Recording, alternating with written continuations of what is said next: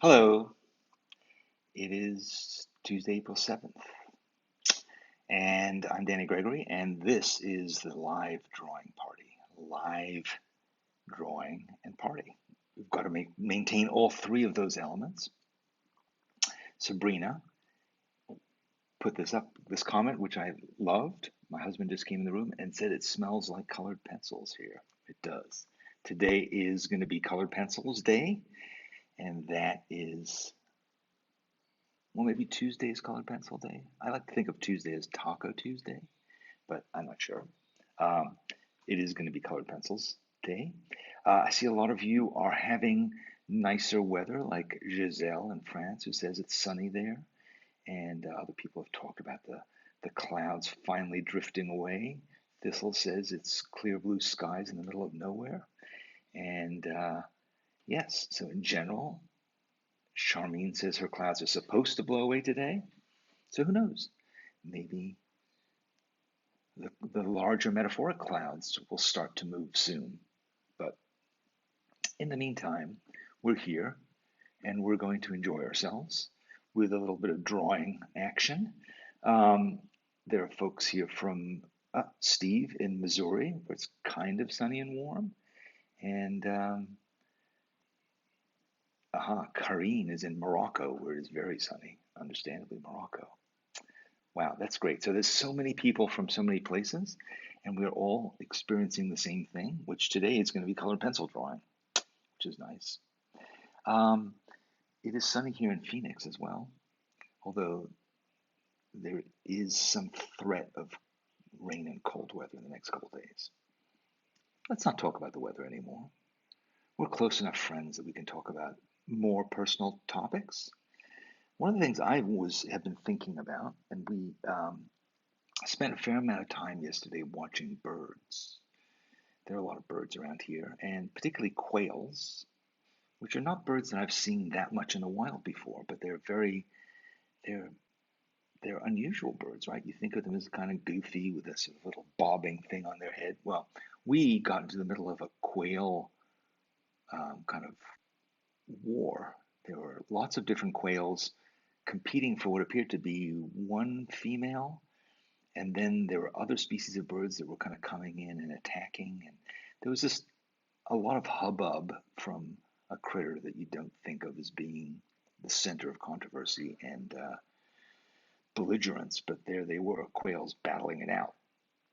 Generally, hummingbirds are the most kind of defenders of the territory that we see around here. But I've just been thinking there may or may not be birds around you, and you may not be seeing birds. But I have been thinking about nature, nature in general, nature in the abstract, nature in the specific. I spoke to my friend Lapin yesterday in Barcelona, and we were talking about nature and about drawing flora. And that's something I think we might want to do tomorrow. We might want to actually try and draw something in nature because I think it's important to think about nature when we're going through this. It gives us a sense of perspective. I mean, I look at these birds and I think like their lives are carrying on regardless, right? If anything, they're probably happier that we're not around as much. We spent the last few weeks living with a couple of dogs, and certainly their lives were kind of turned upside down a bit by the fact that humans were around all the time instead of off at work. Um, we left those dogs when we moved on Sunday, but one of them, Luna, had to go in and get spayed yesterday, which is sort of a cruel trick. But she's at that age, so she had to go to the vet and then come back with a cone, a cone of shame. Poor thing. So she's going to spend a few days in that. But watching these dogs and seeing, again, part of the whole nature of what we're going through is that it's purely a human event, right? This is only affecting us. It's not affecting all the other species on the planet, which is sort of ironic considering how much effect we generally have on them. And here they are free of this stuff that we're going through. So, and also thinking, I think I've mentioned to you that my brother-in-law Rick runs a planetarium at ASU, Arizona State University, and knows a huge amount about the planets and the stars. And we were watching Venus, and Venus was moving through a set of stars. I think they're called the Pleiades. Is that what they're called? The Pleiades? I don't know. She's not in the room. Anyway, Jenny was here. But yeah, so those watching those stars, and again, whenever you look at the stars, you just have this sense of insignificance. I'm sure you've had that feeling of going to a planetarium and suddenly it's like, all right, now we're going to pull back out of our solar system and deep into the other galaxies and through the Milky Way, and you think, ooh, my troubles don't amount to a hill of beans, as they say. So yeah, so I think thinking about all these things, um, thinking about, yes, it's true, there are an animal or two that are, they say the tigers at the Bronx Zoo. Yeah, that is sad, but hopefully my point is still true, which is this is our problem. And I don't know, contemplating nature gives you a sense of perspective and a sense of calm. Anyway, that's not what we're going to talk about today, though. We're going to talk about colored pencils. And I wanted to share with you a lesson taught by our friend Swarovski. Swarovski is a Spanish artist and illustrator, and he was one of the teachers in our class called Colored Pencils. And he talks about the his approach to colored pencil drawing, which is exuberant and energetic. And we're going to watch his video and then try and follow his lesson, follow his example, okay? So here we go. Here's Swarovski from Colored Pencils at Sketchbook School, which you can sign up for now if you'd like more Swarovski and more of the other teachers who are in that class. We'll talk about it a bit more later on. Here we go. Swarovski. When I'm drawing outside or a place on location, as a sketcher, I tend to reduce my palette. It works better and you work faster. I try to simplify as much as I can. So I work with cold colors and warm colors.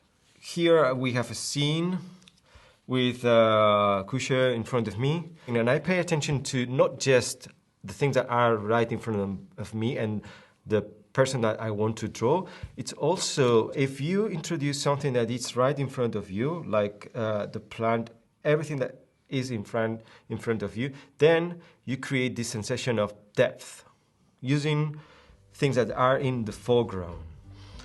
Okay, so then I'm going to start with the foreground.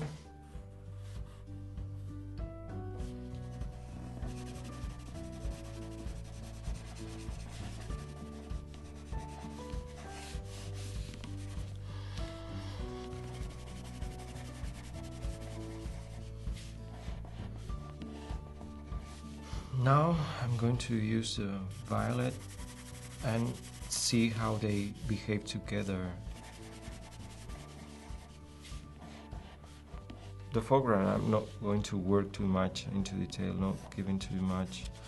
Just like a draft to create this foreground for filling it.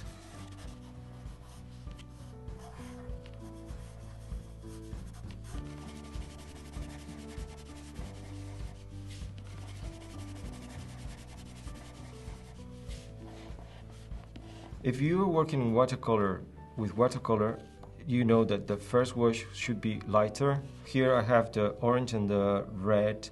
Orange is, for me, lighter than red then, so I'm going to work with orange. Yeah.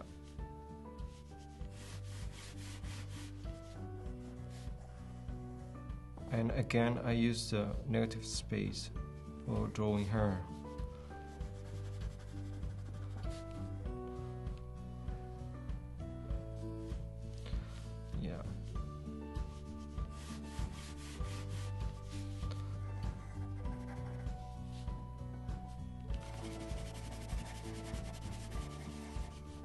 This is not my best portrait, but we are always learning.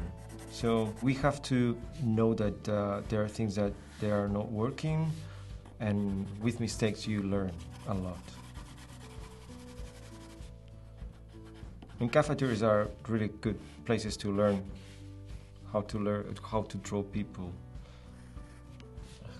It's something that you learn because people they move. If they move an arm or whatever, I draw it because they are living and they are all the time moving. So now I'm combining also the blue here to create more volume.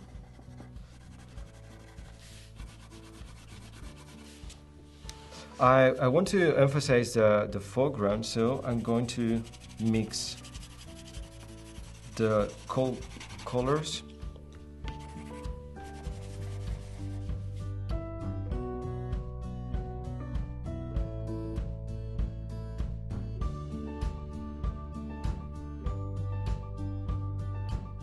Creativity, it's related to breaking the rules.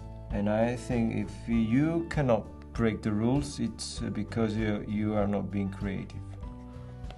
Because rules are good as a starting point.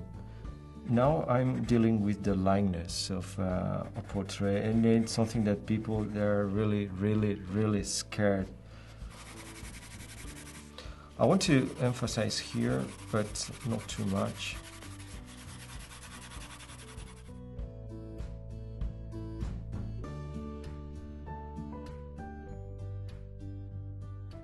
Sometimes the drawing is finished because people leave. They are gone.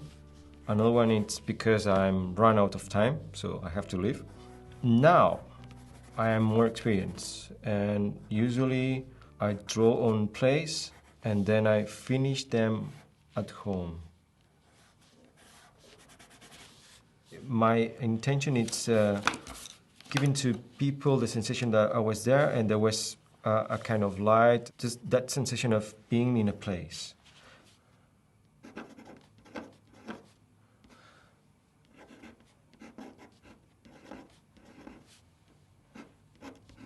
Oh.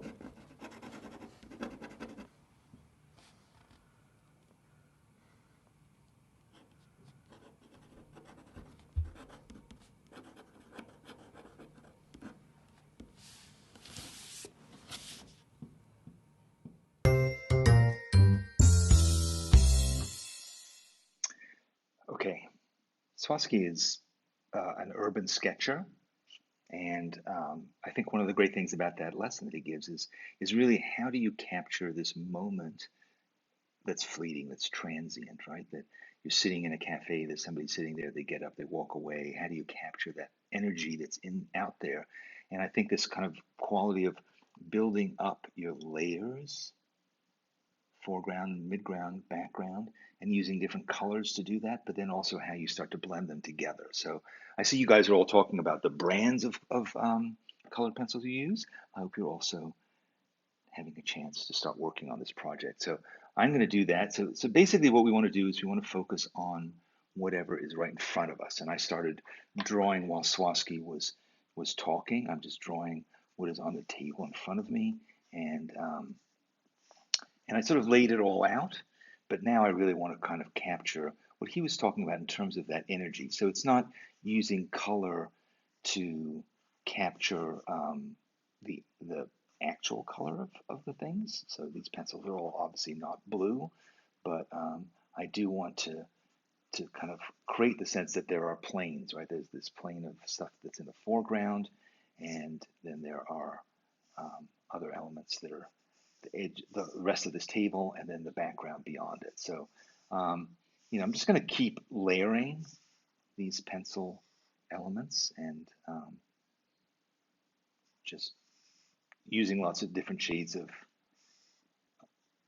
to really keep the sort of three, so then you have a question like this. So I have these three different planes that I've been focusing on, and then when you have something that is sort of both, right? It's in the middle. It's in the middle, as well as being in the foreground in this case. So I might want to kind of have a strategy for how I'm going to cope with that, how I'm going to point out that this thing transitions from being in the foreground, perhaps, to maybe to being in the background, which is, I've been using warmer colors to represent that. There's also another question is also how intensely do you want to make your line? I mean, what Swarovski was showing in his demonstration was where do you want your focus to be? So before I go kind of nuts with this chair, I have to sort of decide that. And I think that probably my focus is going to be, I think it's more interesting if it is in the mid level, just because you have something in the foreground that's kind of blocking what you're seeing, and then you have the background. But in the case of what I'm drawing, there's nothing that interesting. There's this sort of backpack that's lying on the desk, and I don't know how much of a fuss I want to make about that, really. So I think ultimately this jar of pencils is going to have to be the subject of my drawing. So it's really about which I guess is appropriate. That's the story I'm going to tell.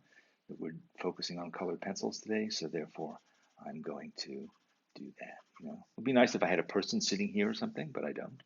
Just me by myself, and I'm drawing from observation, so I'm not going to make stuff up.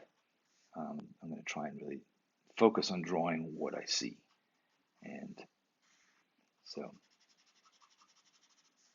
I think what is nice about that drawing that Swarovski did was the intensity of the colors that he was getting. I'm using these Dixon color art pencils, which I found, as I think I've told you. And, they're not my colored pencils of choice. They're fine, but, Prismacolors and Inktense colors are so much more rich and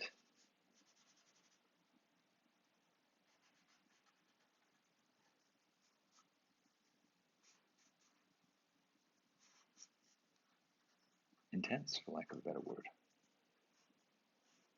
The verbal part of my brain is shutting down as I focus on drawing. Sorry. Some of the hardest things that I have to do in my job is to use two parts of my brain simultaneously, to draw and to talk. Do you find the same to be true of drawing and, I don't know, texting? Probably impossible.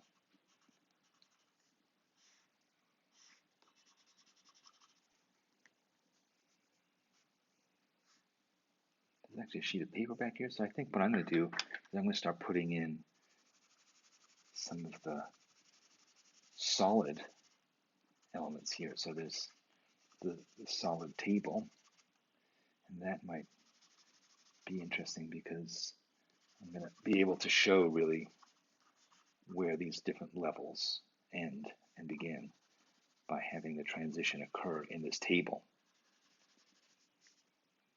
So maybe this chair back here should really be yellow because it's almost the background. And then so should this edge of this table be yellow. And then the thing kind of merges. It also gives a nicer background to the jar of pencils and makes them stand out.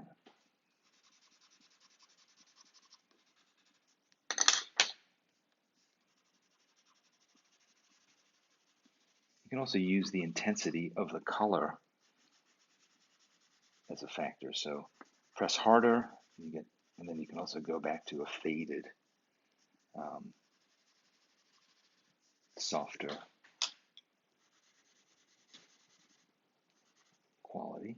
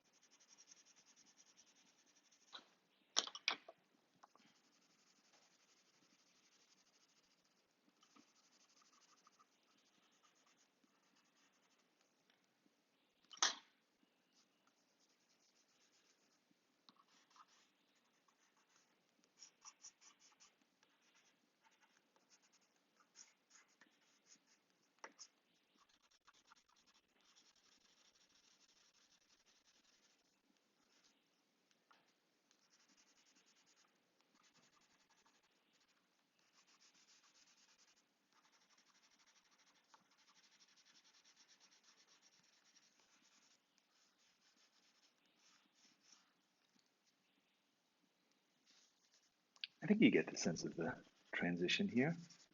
It's a little crude, but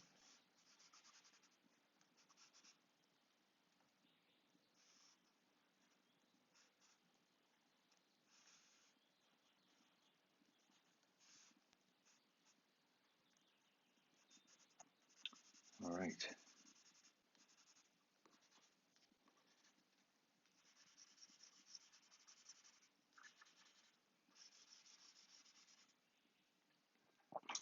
The nice thing about colored pencils is you can really go between line and color. So you can do color blocks as well as then turn something into a line or turns a line into a color block. So it really is that transition between contour and shape that I like.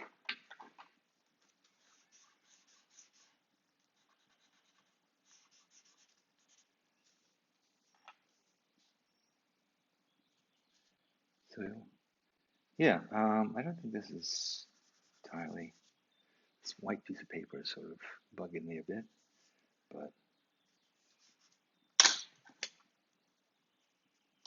see, I picked up this yellow pencil thinking, oh, this pencil sharpener is yellow, let me color it in yellow. No, that's not the point of this exercise in my mind. It is instead to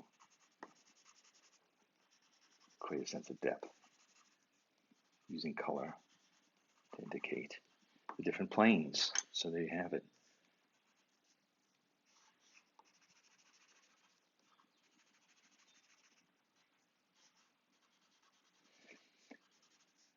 One of the things I enjoyed about taking this course, because I was sort of a bystander. Kosha produced this course in Amsterdam, and I was a bystander. I just got to watch the videos as they came in through the over the transom. But color pencils is something I've always sort of enjoyed. I've usually used them in conjunction with um, I've used them in conjunction with watercolor more than anything. Using them as a way to kind of add some POW quality to watercolors. And the watercolor can appear a little anemic, but when you layer colored pencils on top of them, they can be much more saturated. So that's generally my approach, and they do cover that a bit in this course. But I think it's also just neat to see just you know what else you can do with colored pencils. I think in general we tend to get locked into one perspective of a medium, and we say to ourselves, "Yeah, I use this in that way." And sometimes taking uh, time to see how other artists use a medium can really shock the system and change you and make you suddenly go, you know what, I need to rethink this because that is a cool effect that I would like to accomplish, but I had no idea that that's what people were doing with it. So, right, so that's kind of rough, but it was fun to do. And I'd like to see, and maybe I'll do some more work on this later on. I'm not sure that this, I wish I'd had a human being to have drawn, but I'm here all alone. Not even sure where my wife is. Hopefully she didn't leave the compound. But yeah. And then I have this purple, which I've also been using to kind of add some strength to it. It's again a cool color, so I'm going to use that as my foreground. This is a little bit weird because it's sort of the reverse of the way that one would usually use these colors. I think of cool colors as being the kind of background plane. You think of the environment adding a layer of blue, what I think they call sfumato. Is that what it's called? That's, you see it in like in Da Vinci paintings. That's when I think I first encountered that idea of things are further away through the atmosphere and they tend to become cooler. So therefore, you could sort of say, okay, then maybe things in the foreground should be warmer. Um, and here I've done the opposite. But that was following Swarovski's example. Ask him why that was the way he did it. So maybe we can see a little bit of the mid-ground through the jar, so therefore it becomes a bit yellowish. All right. So good. There we have it. A quick sketch of not much. And that was fun.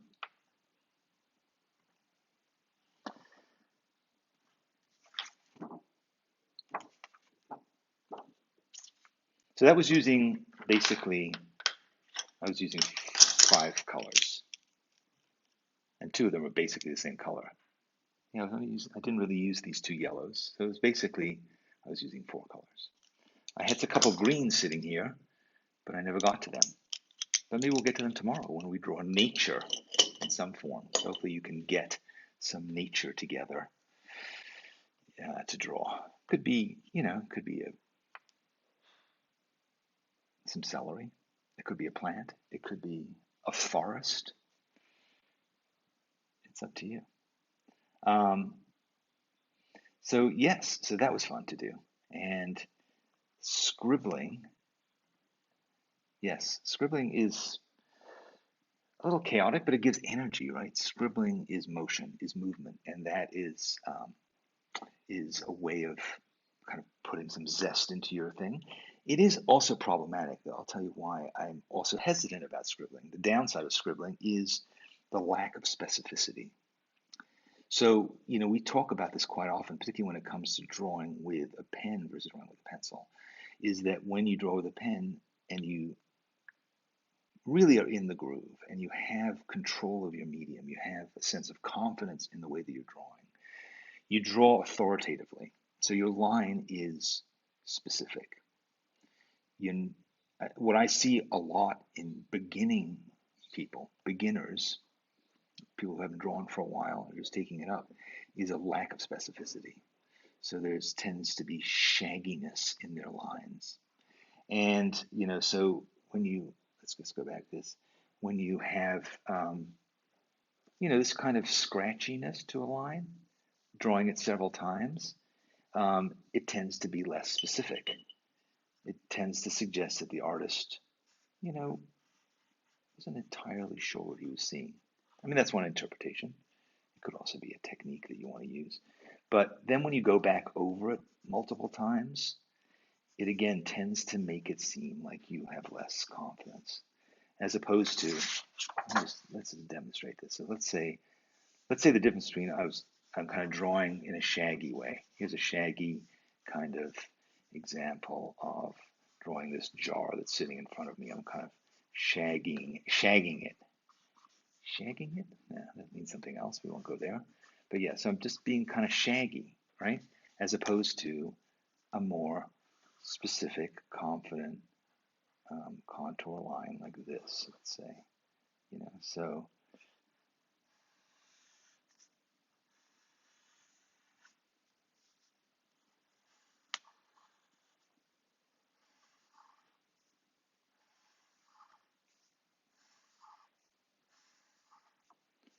it has a different feeling, right? It has a different feel, these 2 drawings, So this one does, I think, feel more confident. I mean, so again, if I went back in and I kind of started correcting things, I could, before long, turn this confident drawing into a shaggy drawing.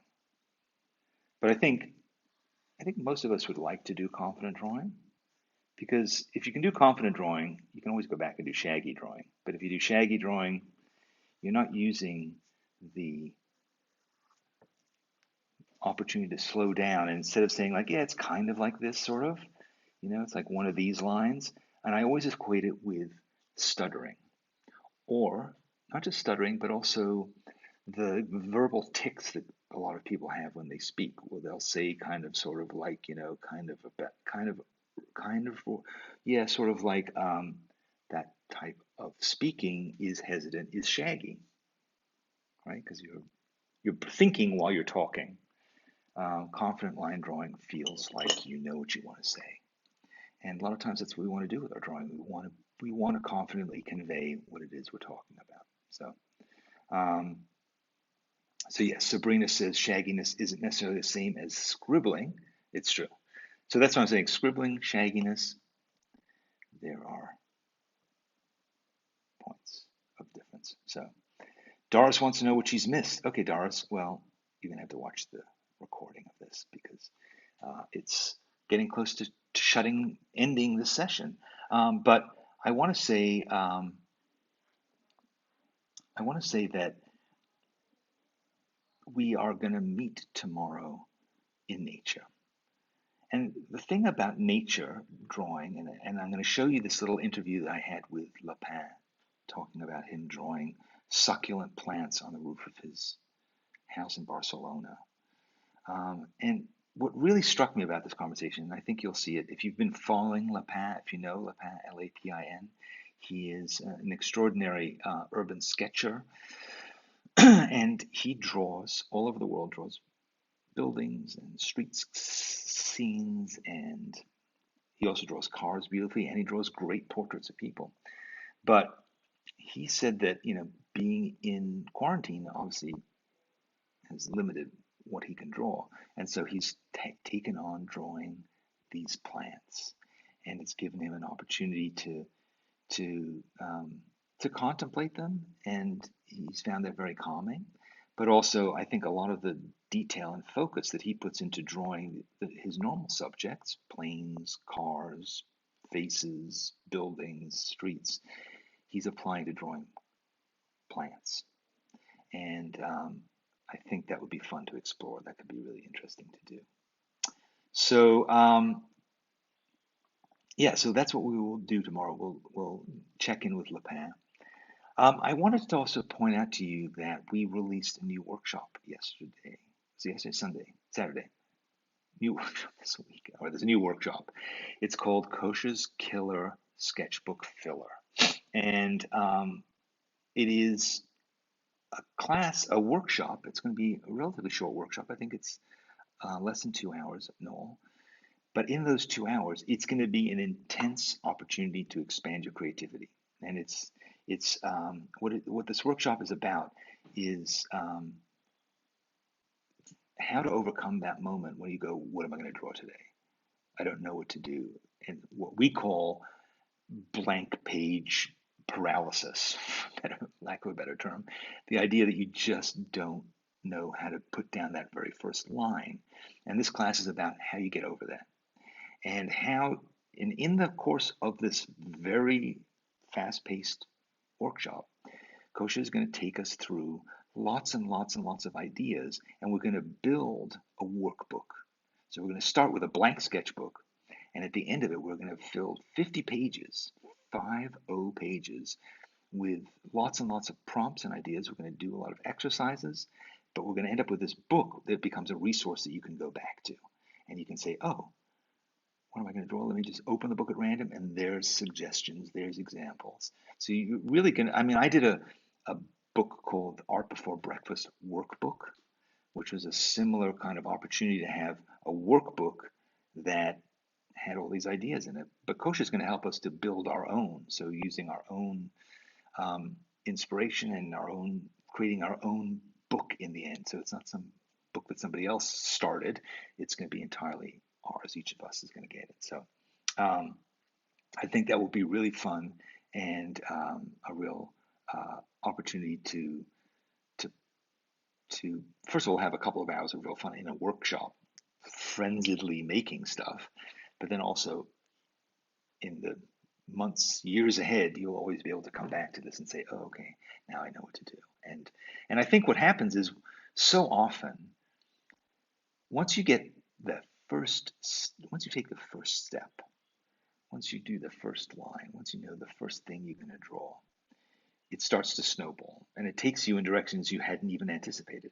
So a lot of times we do need that first push. We need to just shove us down the hill, move us the first foot, and then we start rolling, and we go in all kinds of interesting ways. So even though we're all going to end up with a workbook that has a lot of similar kinds of elements to it, we're going to all take them in different directions. So that excites me. So anyway, um,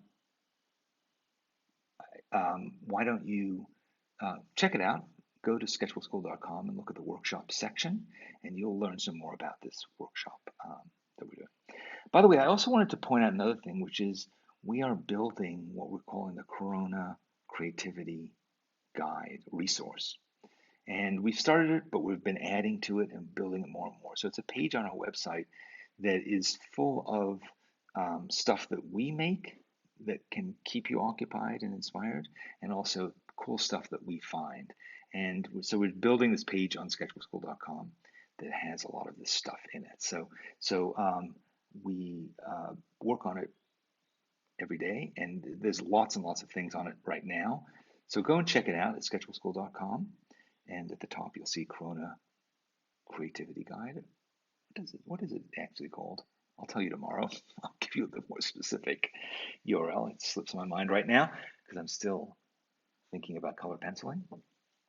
But you know, it is an interesting resource. So, and also hopefully you're joining me and Coach every morning on Instagram when at 9 o'clock she's doing a live thing on Instagram, 9 o'clock Eastern. So, all right, that's enough telling you free stuff. I see a lot of you are sharing information and ideas and promoting your own stuff. I'm not sure who Eshal Nusrat is, but she seems to be very active or he in the commenting. So thank you. Yes, so a fundraiser. Okay. Yes. Um, yeah, it feels a little spammy, whatever you're doing, Eshal. So we're going to ask you to stop doing that now. Anyway, thank you all for joining me, and I'll see you again tomorrow at 9 o'clock East. I'm sorry, noon Eastern, and we will draw something else. Hopefully, it was easier to find your way here today, and you were able to enjoy this without the usual confusion. And we had no technical problems. Thought I would reserve saying that until the very end, but it worked out quite well. Thank you for joining me, and I'll see you again tomorrow. And meanwhile, fill your day with drawing and calm and relaxation and colored pencils, and tomorrow with nature.